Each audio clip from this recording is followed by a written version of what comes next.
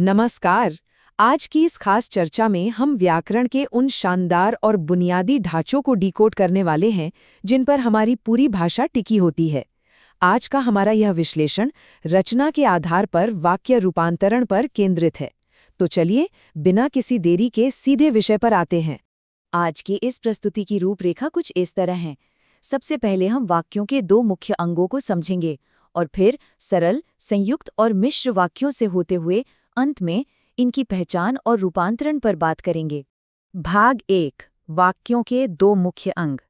किसी भी मजबूत इमारत की तरह हर पूरा वाक्य दो मुख्य स्तंभों पर खड़ा होता है, और ये दो बुनियादी स्तंभ हैं, उद्देश्य और विधेय। उद्देश्य वाक्य का वो हिस्सा है जिसके विषय में कुछ कहा जाता है, और विधेय वो है जो उस उद्देश्य के बारे में विशेष रूप से बताया जाता है। सच कहूं तो ये किसी भी अर्थपूर्ण वाक्य को बनाने के लिए ईंट और गारे की तरह काम करते हैं। ये तालिका वाकई दिलचस्प है क्योंकि ये एक वाक्य को बहुत आसानी से तोड़कर दिखाती है। उदाहरण देखिए, राम सो रहा है। यहाँ राम के विषय में बात हो रही है, इसलिए वो उद्देश्य है, और सो रहा है उसके बारे में बताया जा रहा है, तो वो विधेय हुआ। है ना, बिल्कुल आसान। भाग 2, सरल वाक्य यानी एक सीधी बात। वाक्यों की पहली वास्तुकला शैली सबसे स्पष्ट और बिना किसी घुमाव फिराव वाली होती है। सरल वाक्य की परिभाषा इसके नाम की तरह ही बिल्कुल सरल है। इसमें ठीक एक उद्देश्य और ठीक एक विधेय होता है। मतलब इसमें कोई उलझन या भटकाव नहीं होता। ये बिना किसी रुकावट के सीधे सीधे अपनी बात रखता है। स्रोत सामग्री से लिया गया ये वाक्य देखिए। बच्चे मैदान में खेल रहे हैं। यह इस नियम का एकदम सटीक उदाहरण है। यहाँ उद्देश्य और विधेय बिल्कुल स्पष्ट हैं। एक सा काम हो रहा है और संदेश एकदम सीधे तरीके से पहुंच रहा है। भाग 3, संयुक्त वाक्य और योजक शब्द। अब वाक्य निर्माण के अगले स्तर पर चलते हैं, जहां छोटे छोटे ब्लॉक्स को जोड़कर एक बड़ी संरचना तैयार की जाती है। संयुक्त वाक्य दरअसल वो होता है जिसमें दो या दो से अधिक स्वतंत्र उपवाक्य किसी योजक शब्द से जुड़े होते हैं। इसे ऐसे समझ सकते हैं जैसे दो मजबूत अलग अलग घर एक पुल से जुड़े हों। दोनों घर अपने आप में पूर्ण हैं और पूरी तरह से स्वतंत्र रूप से खड़े रह सकते हैं। तो यहाँ सबसे बड़ा रहस्य क्या है? रहस्य है इन योजक शब्दों को पहचानना। अपने व्याकरण के जासूसी चश्मे पहन लीजिए और इन शब्दों को याद कर लीजिए। और, या, इसलिए, अतः, परंतु, ये वो मजबूत गोंद हैं जो दो स्वतंत्र वाक्यों को आपस में चिपका कर रखते हैं। अब इन दोनों स्वतंत्र उपवाक्यों को एक साथ देखते हैं। एक तरफ है माँ बाजार गई और दूसरी तरफ है सब्जियां लेकर आई। बीच में और शब्द इन दोनों को कितनी सहजता से जोड़ रहा है। दोनों बातें अपने आप में पूरी हैं, कोई किसी पे निर्भर नहीं है।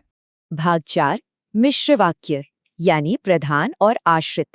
अब हम वाक्यों के सबसे दिलचस्प और थोड़े जटिल ढांचे की तरफ बढ़ते हैं।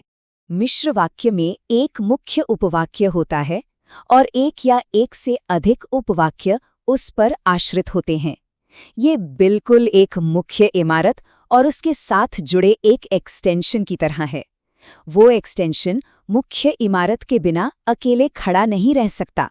इन खास शब्दों पर गौर कीजिएगा क्योंकि ये मिश्र वाक्यों को पहचानने के बहुत बड़े सुराग हैं। जब भी की, जैसे वैसे, जो, जब तब, क्योंकि, जहां वहां जैसे शब्द दिखें तो तुरंत समझ जाइए कि यहाँ एक वाक्य दूसरे पर निर्भर कर रहा है। इस बेहतरीन उदाहरण से बात एकदम साफ हो जाएगी। जैसे ही शाम हुई, बिजली चली गई। इसका पहला हिस्सा जैसे ही शाम हुई एक सस्पेंस छोड़ देता है ना? बात अधूरी सी लगती है। इसका पूरा अर्थ समझने के लिए हमें इसके दूसरे हिस्से बिजली चली गई की सख्त जरूरत पड़ती है। भाग 5, पहचान और रूपांतरण। तो अब तक हमने जो भी जासूसी कौशल सीखे हैं उन्हें आजमाने और वाक्यों का रूप बदलने का समय आ गया है। आइए समझते हैं कि ये रूपांतरण काम कैसे करता है। चरण 1, एक मिश्र वाक्य से शुरू करते हैं। जैसे ही घंटी बजी वैसे ही छात्र कक्षा से बाहर आ गए। चरण 2, मुख्य क्रिया को पहचानना। चरण 3, अब इसे एक सीधे सरल वाक्य में बदलना है। नतीजा क्या होगा? घंटी बजते ही छात्र कक्षा से बाहर आ गए। देखा कैसे एक जटिल वाक्य को एक झटके में सीधे कथन में समेट दिया गया। अब एक सीधा सा सवाल, बिजली चमकी और वर्षा होने लगी, इस संयुक्त वाक्य का सरल वाक्य रूप क्या होगा? जरा सोचिए, जवाब क्या हो सकता है? बिल्कुल सही, इसका सरल और सटीक रूप होगा, बिजली चमकते ही वर्षा होने लगी। ये साफ तौर पर दिखाता है कि कैसे योजक शब्द को हटाकर वाक्य की संरचना को बहुत आसानी से बदला जा सकता है। चलिए एक और झटपट जासूसी चुनौती लेते हैं।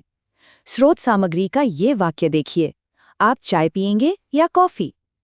ये सरल, संयुक्त या मिश्र वाक्य में से कौन सा है? अभी हमने जिन सुरागों की बात की थी उन्हें याद करने की कोशिश कीजिए। जी हाँ, ये एक संयुक्त वाक्य है और हमारा सबसे बड़ा सुराग है बीच में लगा हुआ योजक शब्द या। ये दो बिल्कुल स्वतंत्र विकल्पों को जोड़ रहा है। इससे साबित होता है कि हमारी जासूसी तरकीबें बिल्कुल 100% सही काम कर रही हैं। अब आखिर में एक और दिलचस्प पहेली। वाक्य है, यद्यपि वो अमीर है तथापि बहुत कंजूस है। यह किस प्रकार का वाक्य है? यह एक ऐसा विचारोत्तेजक सवाल है जो आज के इस विश्लेषण को यहीं विराम देता है, ताकि हम सब रोजमर्रा की भाषा में इस्तेमाल होने वाले वाक्यों की इन बारीकियों को खुद से समझना जारी रखें। सीखते रहिए और इस रोमांचक चर्चा का हिस्सा बनने के लिए बहुत बहुत धन्यवाद।